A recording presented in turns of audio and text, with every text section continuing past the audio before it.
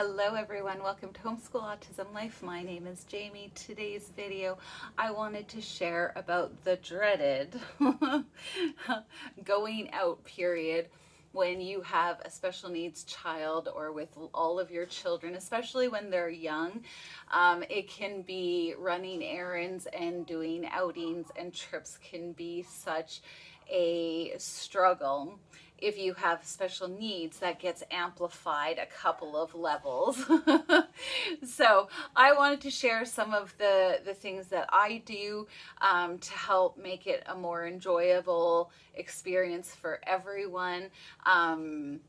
Yeah, it varies depending on your family member. It varies on your children and how they behave in places like the grocery store, the treat store, whatever. But I just wanted to kind of give you some ideas of what I do, and if you can take some benefit from my learning, then well done. So when my son and my girls were smaller, I made sure to strap them in wherever and whenever I could. For Darian, we were even putting, like, we would do a Costco shop and we would have him in one cart and my husband would be with the others.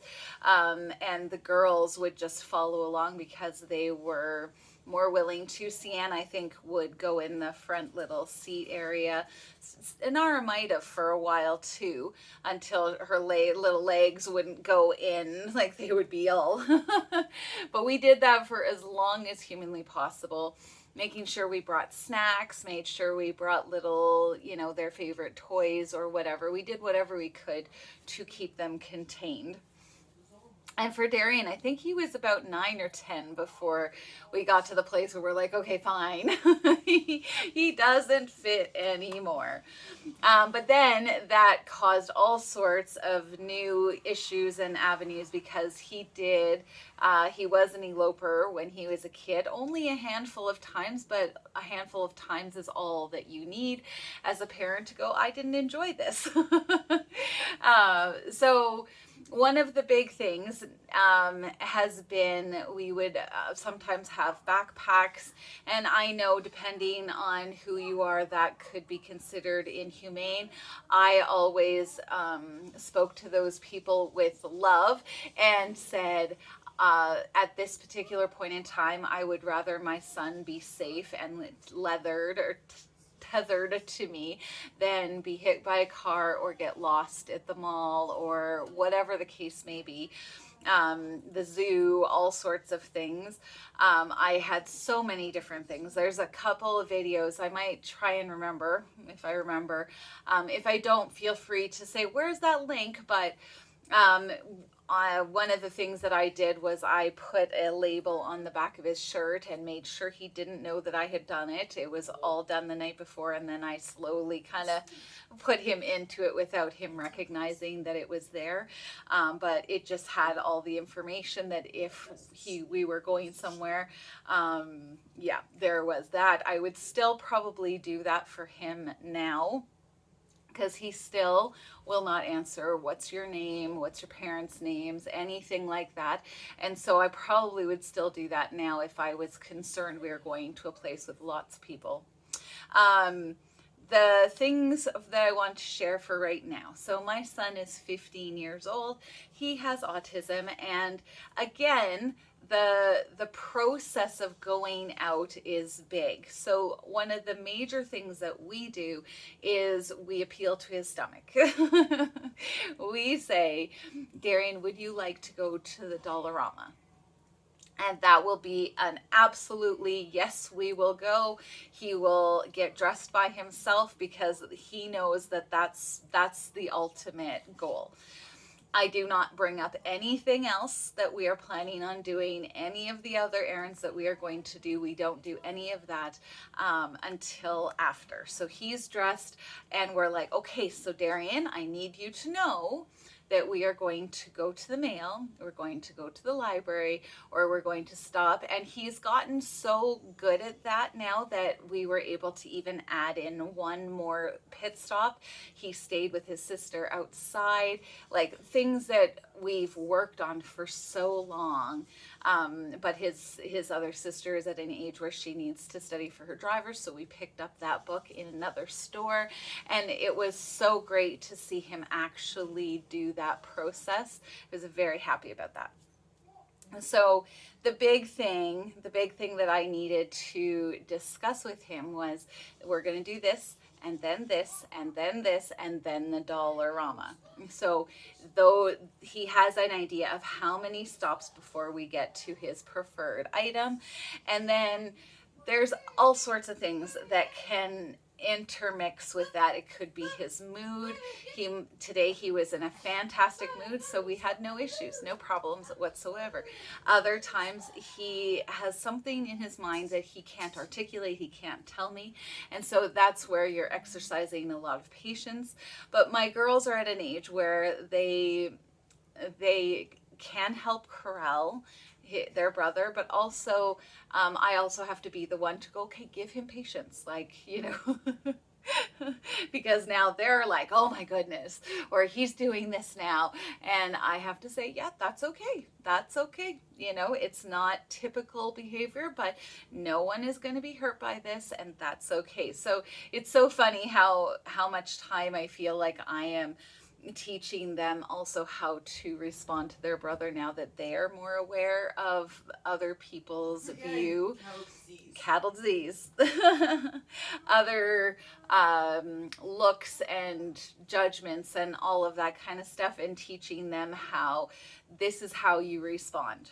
So other things, so some of the new things that we're dealing with is the last time we were at the grocery store, or 2 times before that, he had randomly decided the guy in the checkout behind or beside us needed to buy the little crackers with Nutella.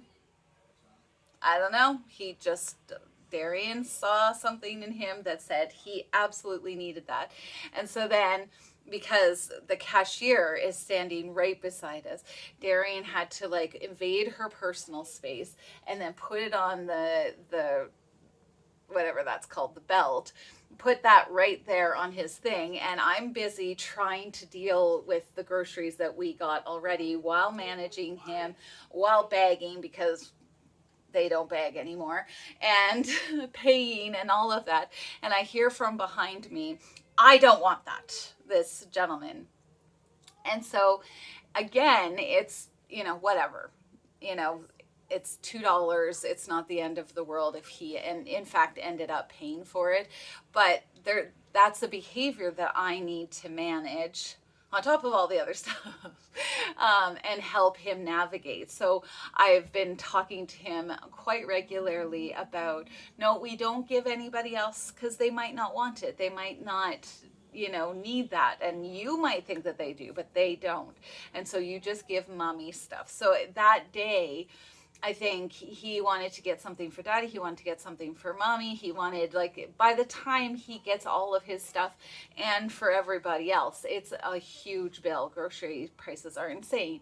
So trying to help him manage, he's got 3 things down pretty good, but at the same time, then he goes, well, I need some chips, or I need some popcorn, or I need, those types of things. And so it's so amazing how many times you're just like, okay, I didn't even know I needed to deal with that until suddenly it's there.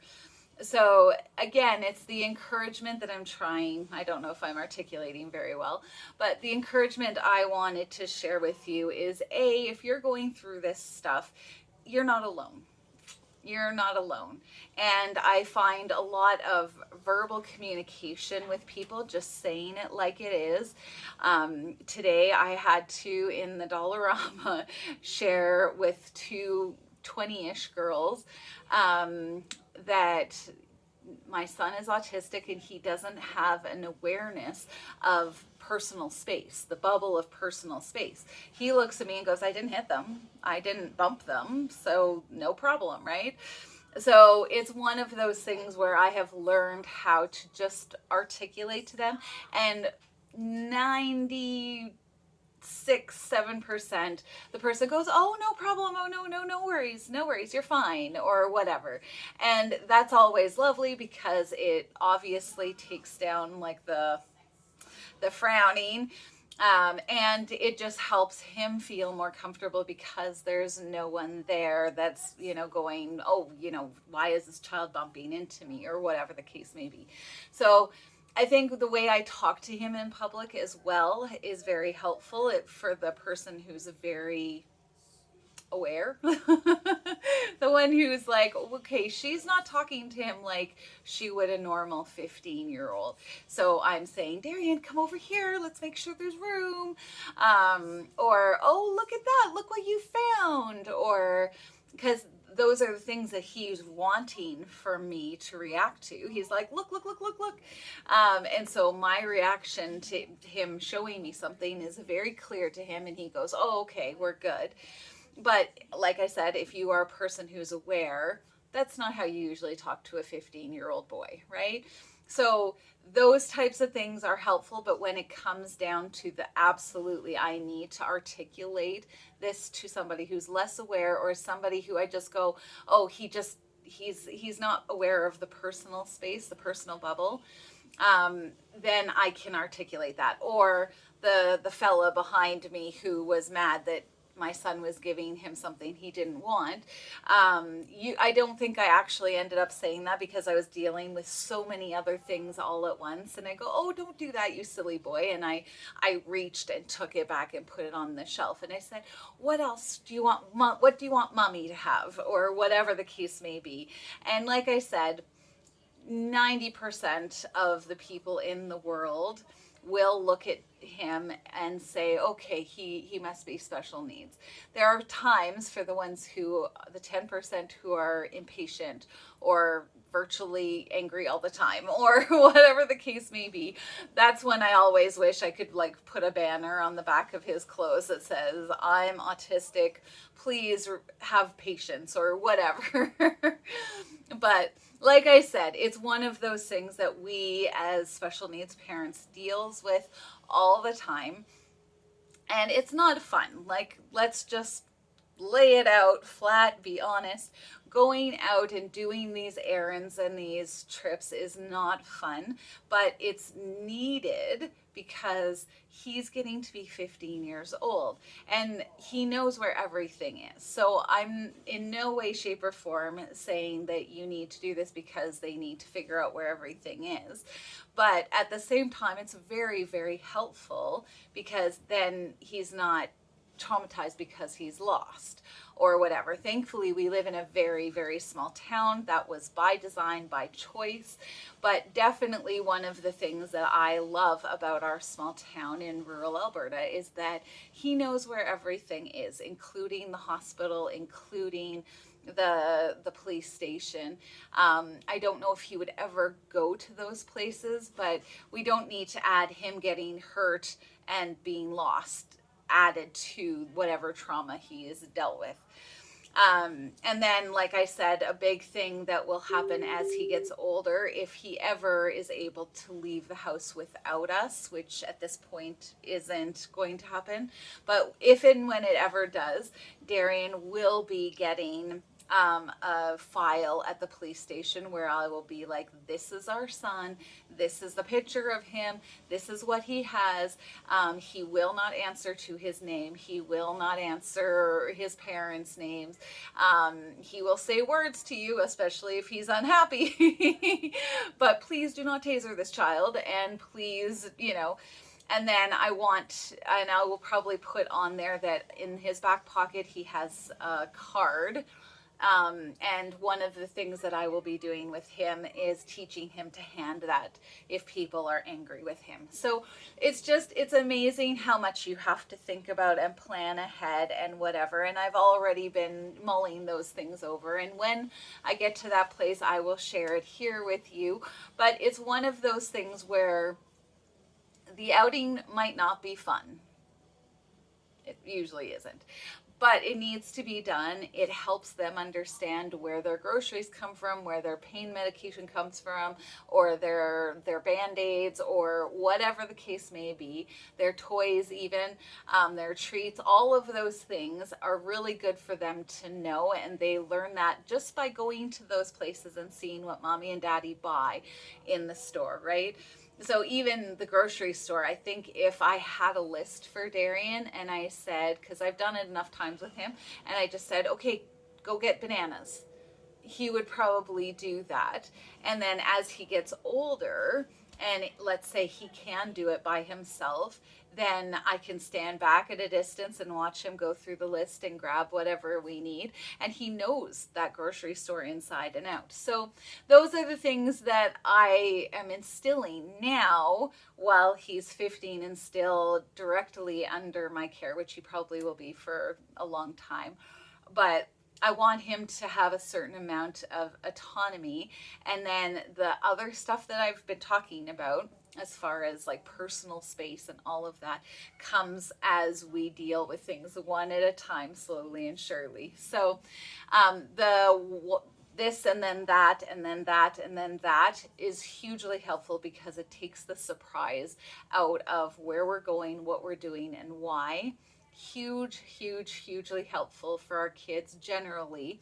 I'm speaking very broadly, I know, but having that knowledge of what's happening is really helpful for them to go and picture it in their brains and go, okay, it's going to end.